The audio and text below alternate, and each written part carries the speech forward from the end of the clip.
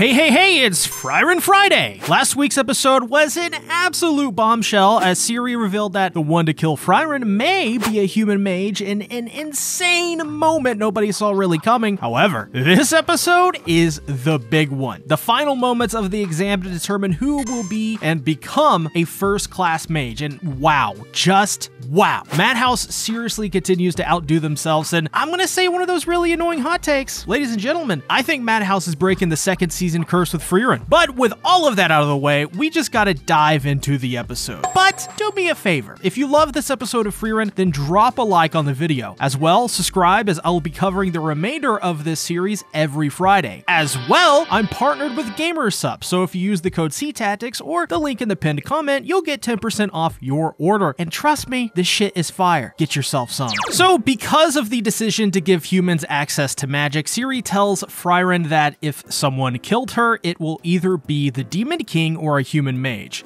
We then see Frieren create this black hole looking thing. I mean, it looks so striking, especially the reds, which clearly is creating intense light as it's lighting up the rocks around it, which it looks like the rocks themselves as well are animated at half frame rate, like it's missing in between frames or something like that. And honestly, I like the stylistic look to that little scene. However, things kick up a notch when the orb begins to suck in the rock and creates a rock orb, only for it to explode into this purple magic energy. It hits and creates pillars of dust, while Frieren basically builds a gigantic rock golem of sorts to face off against the copied Frieren. From there, they shoot electric beams at one another, and I gotta admit, it's so cool when the attack hits and you see that little hint of an AT field like the ones you'd see from Evangelion. It's just a neat little touch I've liked throughout this arc. There's always a little bit of Evangelion in anime, and once you notice it, you really can never stop noticing it. However, while battling it out, Fern comes up from behind and unleashes this insane attack. It completely obliterates the rock around that fake-ass Frieren, leaving her in her own little AT field orb. However, it's time for the counterattack as it begins to charge up. Frieren, though, makes note that so far, it's all going according to plan.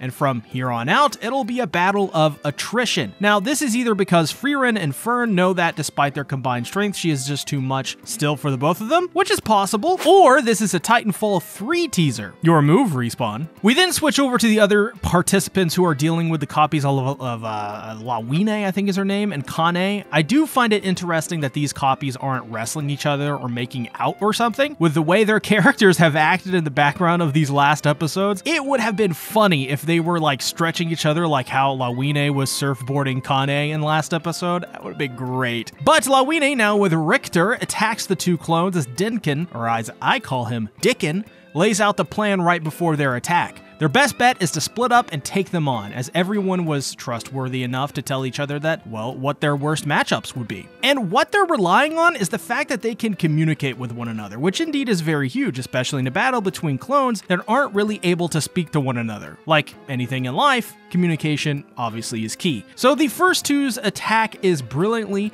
to freeze the two clones, which absolutely is a good start. After all, freezing them completely stops them in their tracks. But we see the others attack as well as Kane and Dunst team up to take out Richter's clone. The animation here, once again, is absolutely insane as the clone using his rock manipulation creates walls around him to protect him from Kane and Dunst's magic. As well, we have Laufan going one-on-one with Method's clone, who, just like Laufan, finds the battle easy. Not sure if this is a comment on Method's power, but if so, boy do I feel sorry for her.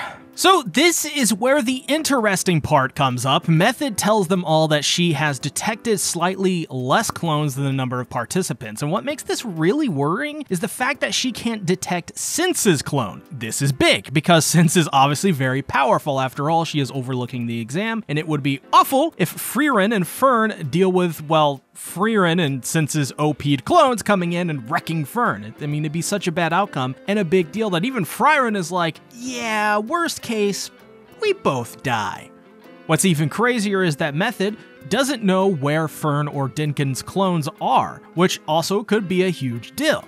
Fern isn't exactly some 2-bit mage, and Dinkin is, well, I mean, it's Dinkin, so make of that what you will. But there are enough unknowns within this given situation that you'd think they'd need some assurances that they're not going in there to only be blindsided by Sense, Dinkin, or Fern's clone, and then kapooey, they all die or fail. So Method is like, hey, our only choice, we have to use more of a close-range detection method. All the while Sense is in the corner with her hair that looks legit kind of comfortable to sleep on. I don't know why I said that, but it's true. But she says that a first-class mage must know how to deal with overcoming unreasonable odds, which, I mean, yeah, she's kind of right here. This is a test after all. And in the real world, on the road, nobody plays fairly. There is no honor among thieves, which is a good Uncharted game. I'm also like, dang, she even goes as far to say this is not unreasonable odds at all, that it's even a peaceful exam. So obviously Sense is one of those, I did this a million times before, Dutch. You can do it too. Look how peaceful it is, Dutch. Like,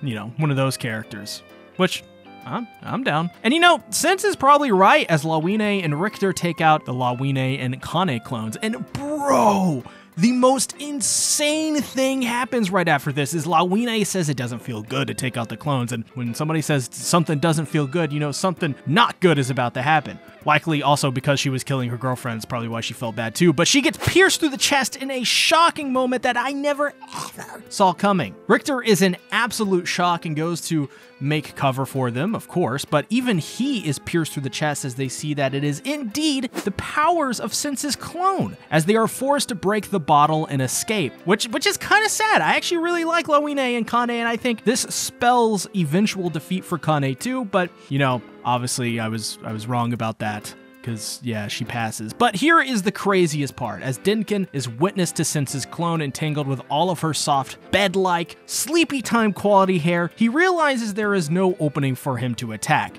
That is how powerful her clone is. Just think about that. In one fell swoop, Lawine and Richter are out, and even Dinkin, even with their plan, sees that there is just no opening. Sense is just too powerful for them. Land and Ubel show up basically to tell Dinkin he's got no chance. All the while she has this sleepy, half-open, smug, psychotic look on her face. Though she does ask if doing this is necessary to beating the dungeon, a novel question indeed, and something she's actually right about later on, which is kind of crazy. So she basically asks Dinkin if defeating Sense is necessary, to which obviously he says yes, and so she just, agrees to fight? Even Land is like, hey, you're weaker than Dinkin and Wurbel, remember? But for some reason, Ubel knows that if it's against Sense, she's got this one in the bag. And it just gets me every time. The pure smug this character just radiates is both hilarious and equally scary, and she should be. I think. At least here she should, because her best spell is one that slashes almost anything. It's called Rilsaden, I think is how you pronounce it. Rilsaden? Rilsaden. So basically, Ubel is a barber to Sense's magical, comfy, soft, sleepy time hair. Which is kind of sad. You don't want to cut that hair. Come on. Ubel basically says that with this power, anything she thinks she can cut, she can cut it. And anything she thinks she can't. So this ability is really extremely powerful. It very much works from the idea that it relies on the users being powerful and logical, paying attention to their surroundings and to their opponents. However, it seems to also have some limitations and weaknesses. So an opponent really needs to convince Ubel in some way that they cannot be affected by her slashes. Doing that would likely be very hard to do, as you could probably guess. And as well, I wonder if the less Ubel knows about something, maybe the better off she is. After all, she is extremely smug and sussy, and that quality has some sort of arrogance attached to it by nature, and arrogance may be key in how much she is able to do with this ability. Land, though, is like, hey, Sense's hair has multiple layers of magic equal to her defense and attack, but Ubel is like, man, she insists that it's not even relevant in this scenario. And honestly, at the time, I was thinking, I hope she's right. But I mean, who are we kidding? We know that she's right. This is Ubel we're talking about. I can't exactly see her not having some mega gigabrain 60 chess visualization of just the way her entire life is going to play out for the rest of it, let alone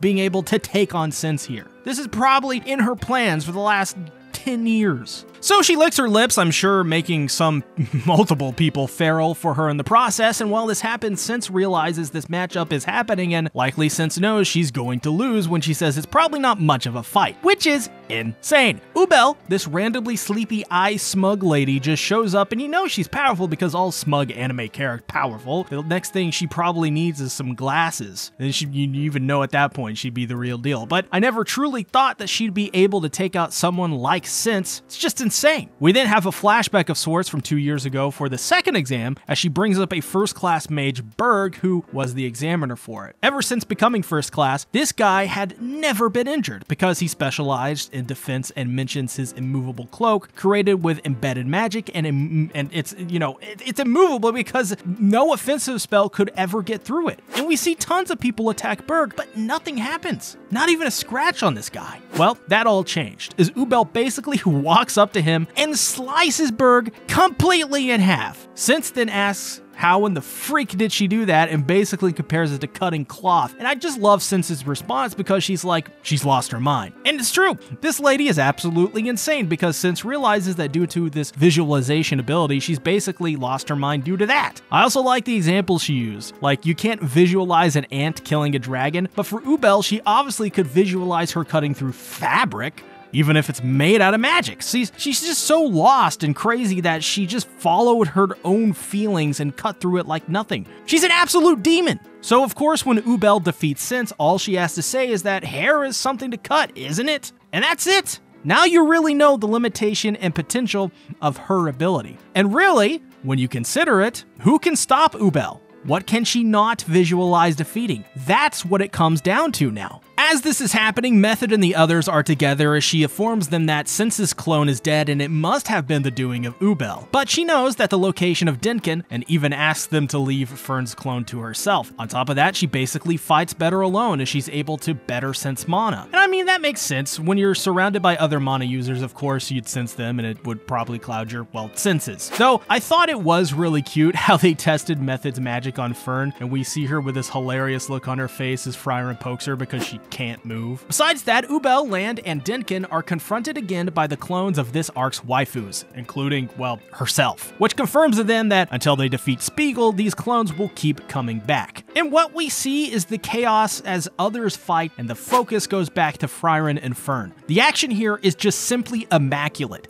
and the animation gets even better somehow, as we see a moment where, as they were planning, Frieren, from her perspective, has her hand on Fern's shoulder. They know that an opening from the lack of mana detection wouldn't be enough and that they need to come up with another plan, one that would possibly injure Frieren or Fern. And the animation is just, man, it has no right to be this good. This simple shot of Fern is so detailed, and you can read the emotion on her face in excruciating detail. She doesn't want Frieren to get hurt and worries about her, and vice versa. And that little touch from Frieren, giving her a pat on the shoulder to reassure her as she turns back to look up at her, man, Madhouse, well, it truly is a Madhouse with this animation. I'm so glad they're back. So the battle commences, and boy, is it fierce. The animation on display as the two use their magic to battle each other, the clone firing a black beam while Frieren blocks it with her AT field-like magic barrier, leading to Fern using the opening to blast the clone with a machine gun spray of magic. Ooh, so good, but it's still standing and giving Fern the look, the stink eye. And while it happens in an instant, you know shit is about to go down. Fern quickly realizes what she's dealing with, and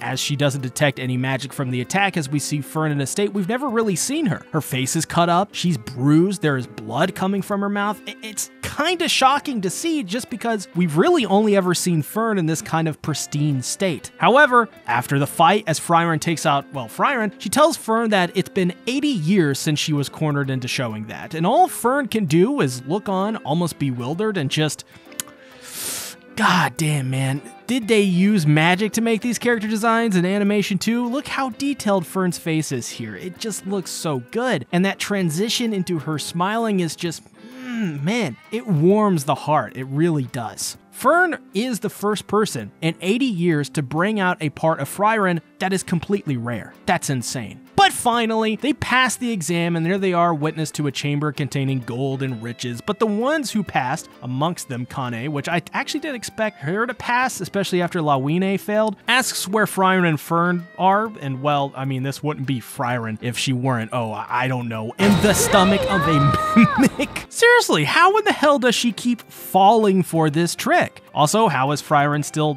scared of the dark? She's an elf who has lived for centuries. Though, I will say, I think it would be really funny if one day, while being eaten by a mimic, Frieren has a Himmel flashback. That would be absolutely top tier if they were able to pull that off. But it's even funnier when Edel is talking to Richter and he simply has no clue who she is. He's just like, who are you again? Not even a hint. Not even a hint of even knowing who she is, and I love it. Also, it's nice to see that One Punch Man survived, but it also sucks to see Lawine, who is down on herself, obviously being depressed after failing the exam. I mean, who wouldn't be? So this episode was, well, I mean, it was a terrific episode that pays off this entire exam arc they've been in really well. Ubel really came out of this episode with a massive shine on her character. It really makes me wonder if in the future this character will serve more as a protagonist. I mean, she wears a black dress, has green hair, makes the smug, hey, can I leave my knife in your body? Help me out, my dude. Energy, and generally speaking, she just seems extremely powerful, and I think it's not by accident that they didn't have Frieren or Fern interact with Ubel in these fights or at all. But speaking of, I think a massive highlight of this episode besides that was Fern and Frieren, as it usually is. This entire episode, I think, was a way to build up Fern and Ubel, and I think Fern looked like $1,000,000 coming out of this. She was able to go toe-to-toe with, while a clone, the great Frieren. Not only that, but she was able to force her to bring something out of her that she hadn't in nearly a century. It's just wild to think that the girl whose favorite pastime is pouting at Stark and being mad at him can be so impressively powerful all at the same time. Plus, as Sari said in the last episode, if there is going to be someone that will kill Frieren, it's the Demon King or a human mage. So the real question this episode I think asked us was, do you think Fern can be the mage that can do that? After this episode, is she ready? Let me know in the comments below. What did you think about episode 26 of Frieren? Did it live up to the hype? Let us know in the comments. As well, use my code CTactics or the link in the pinned comment to get 10% off your order of the Deli Cows Gamer Subs. Doing so supports the channel and what we do here. Thank you for watching, everyone. Bye-bye.